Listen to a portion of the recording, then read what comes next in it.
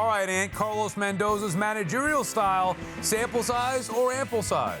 Ample size, Sal. I'm in on Mendy because, look, his team started 0-5. He had that foo-fra with Reese Hoskins making the crying motions at Jeff McNeil, which told you, I think, what a lot of people in MLB must think of McNeil and maybe the Mets to a certain degree as well. And he has weathered that storm, and I feel like the Mets are an overachieving team a little bit right now. And so some of the credit there goes to the manager a little bit. He's tried to establish a culture. All the people who love Mendoza from the Yankees have talked about how he is a culture kind of guy, and going forward, I think we can expect the Mets to have a thriving culture there. And so I'm all in with this guy. Ample size. Yeah, you know what? I'm going to say ample size too. He's really surprised me. The culture you talked about, I think that's clear.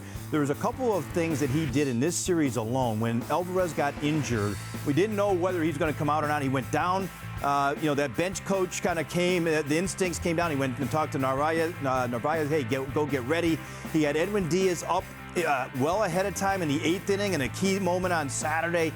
He ended up talking to DJ Stewart to kind of get him going on track because DJ admitted that he was worried about JD Martinez sitting down in Florida.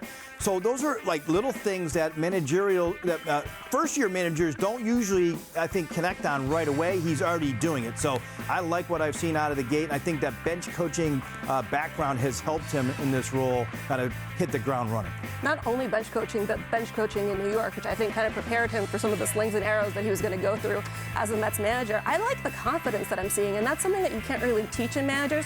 You put this guy in the situation where people were expecting him somewhat to fail. You know, the Mets were thinking, people were going in saying, oh, Craig Counsell is going to be the new next Mets manager. And suddenly you have this guy, Carlos Mendoza. Some Mets fans know about him, some Mets fans don't.